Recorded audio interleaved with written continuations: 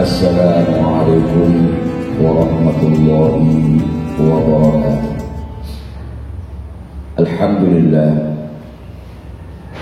Alhamdulillahilladzi an'amana 'alaina bi ni'matil iman wal islam.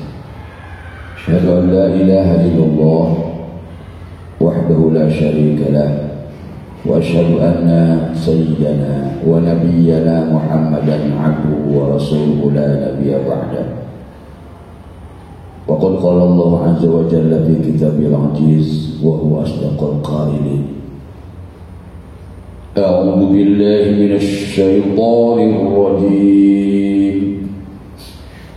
Bismillahirrahmanirrahim.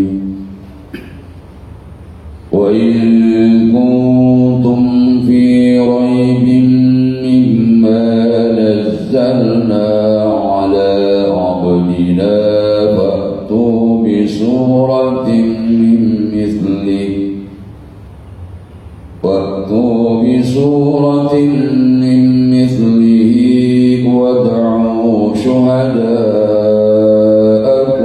مِّن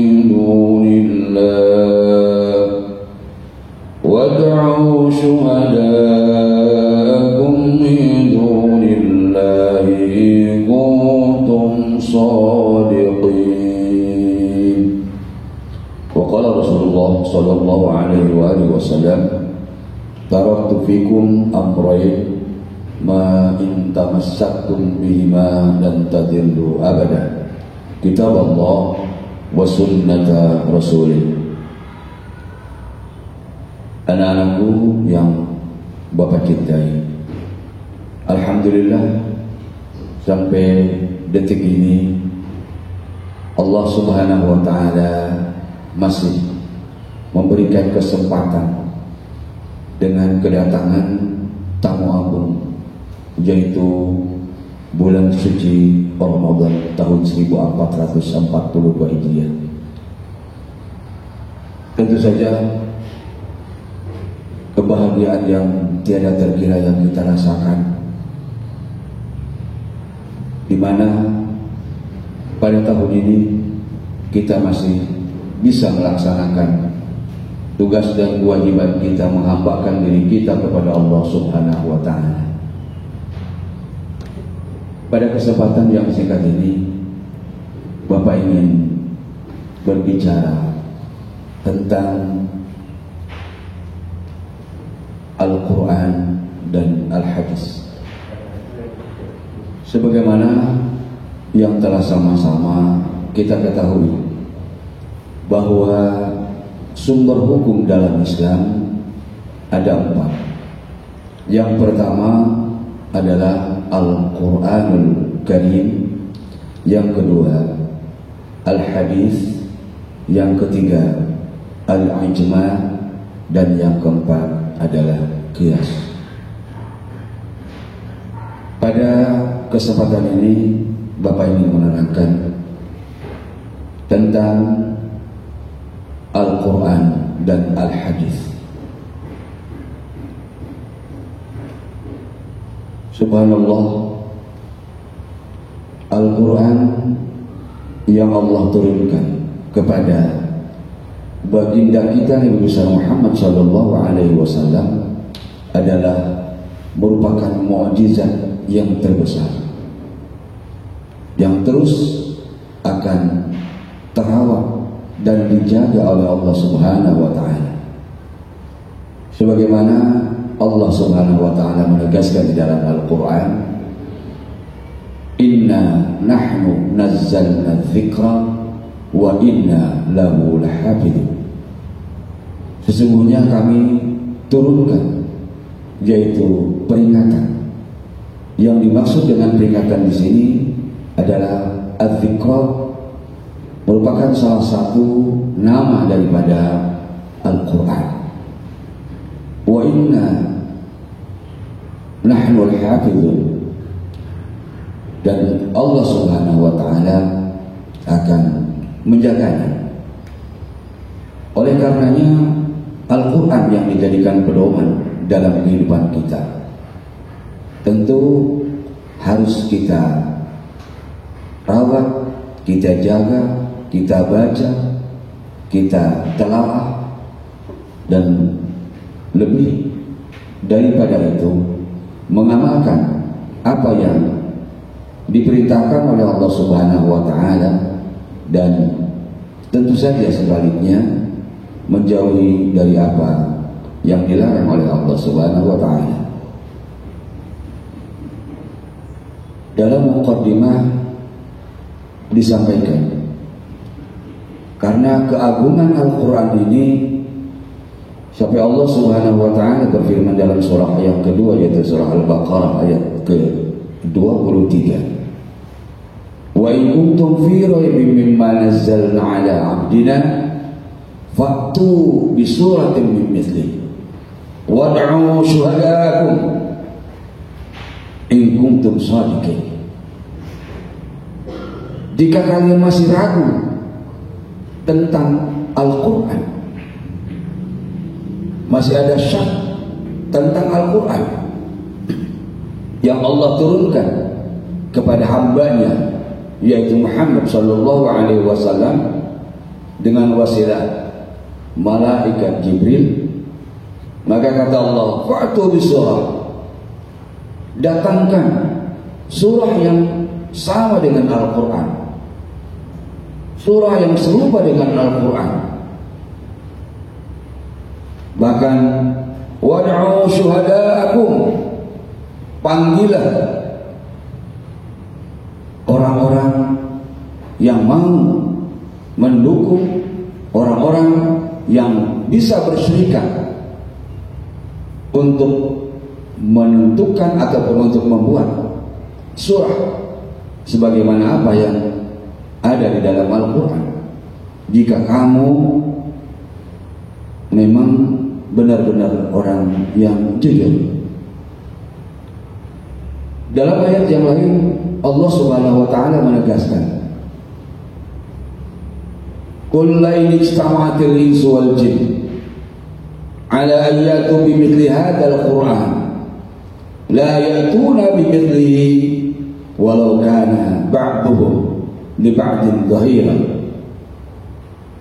Jika seluruh manusia sejagat raya ini, bahkan bukan hanya manusia, akan tetapi seluruh jin dikumpulkan untuk membuat suatu Al-Quran sebagaimana Al-Quran yang asli, yang Allah turunkan, yang Allah wahyukan kepada Nabi Muhammad sallallahu alaihi wasallam. La ya'tuna bimithlihi, mereka tidak akan sanggup, seluruh manusia, seluruh jin tidak akan pernah sanggup untuk membuat Al-Quran. Walau kana ba'duhum li ba'din dhahira, walaupun satu dengan yang lain ini saling berserikat, satu dengan yang lain saling mendukung. Itulah sekilas tentang keagungan Al-Quran. Jangankan membaca satu surah, jangankan membaca satu ayat, satu huruf di dalam Al-Quran, maka kita akan mendapatkan imbalan pahala yang berlipat ganda dari Allah Subhanahu wa taala. Apalagi di saat sekarang kita di bulan Ramadan, di bulan yang penuh barakah, dan surga Allah Subhanahu wa taala sangat merindukan, yaitu talil Quran, orang yang mau membaca Al-Quran. Anak-anak yang Allah cintai, selanjutnya kalaulah tadi kita berbicara tentang Al-Quran walaupun hanya sekilas, dan sumber hukum Islam yang kedua adalah Al-Hadis. Definisi daripada hadis adalah qaulun wa af'al wa takrir Rasulullah sallallahu alaihi wasallam. Yang dimaksud dengan hadis adalah ucapan ataupun perkataan, qaul wa af'al dan perbuatan, wa takrir dan merupakan suatu ketentuan Nabi Shallallahu Alaihi Wasallam. Itulah yang dikatakan hadis. Bahkan Rasulullah Shallallahu Alaihi Wasallam menegaskan, taraktu fikum amrayn, aku tinggalkan untukmu yaitu dua perkara. Ma tamassaktum bihima lan tadillu abada ma tamassaktum bihima. Kamu tidak akan pernah tersesat jika kamu berpegang teguh kepada keduanya. Yang pertama Al-Quran, dan yang kedua adalah Al-Hadis. Kita harus bangga dan kita harus tetap menjunjung tinggi nilai-nilai luhur yang dibawa oleh Rasulullah Sallallahu Alaihi Wasallam. Dan Rasul sendiri terutus ke muka bumi ini tiada lain adalah liutammima makarimal akhlak, yaitu untuk menyempurnakan akhlak. Fungsi daripada hadis ini adalah untuk menjelaskan apa-apa yang terkandung di dalam Al-Quran. Fungsi daripada hadis ini adalah untuk menjabarkan, karena tidak semua apa yang ada di dalam Al-Quran ada sesuatu yang tidak bisa dipahami, maka hadislah yang akan menjabarkan, mentafsirkan dan menerangkan tentang kandungan-kandungan daripada ayat-ayat Al-Quranul Karim. Anak-anakku yang Bapak cintai, Rasulullah Shallallahu Alaihi Wasallam dengan tutur kata dan perilaku yang baik, sehingga Rasul Shallallahu Alaihi Wasallam dijadikan panutan dan manusia yang mulia di hadapan Allah Subhanahu wa Ta'ala. Bapak kira keterangan singkat tentang Al-Quran dan Al-Hadis, bahkan masih banyak hal-hal yang berkaitan dengan hadis, dan hadis pun masih banyak tingkatannya. Ada hadis yang sahih, ada hadis yang dhaif, ya, dan macam-macam yang lainnya, yang tentunya dengan keterbatasan waktu inilah Bapak cukupkan sampai di sini. Jangan lupa kita harus istiqomah di dalam menjalankan perintah Allah Subhanahu wa Ta'ala dan mengikuti jejak Rasulullah Sallallahu Alaihi Wasallam. Hadanallah wa iyyakum ajma'in, billahi hidayah wa taufiq wal 'afwu minkum. Wassalamu alaikum warahmatullahi wabarakatuh.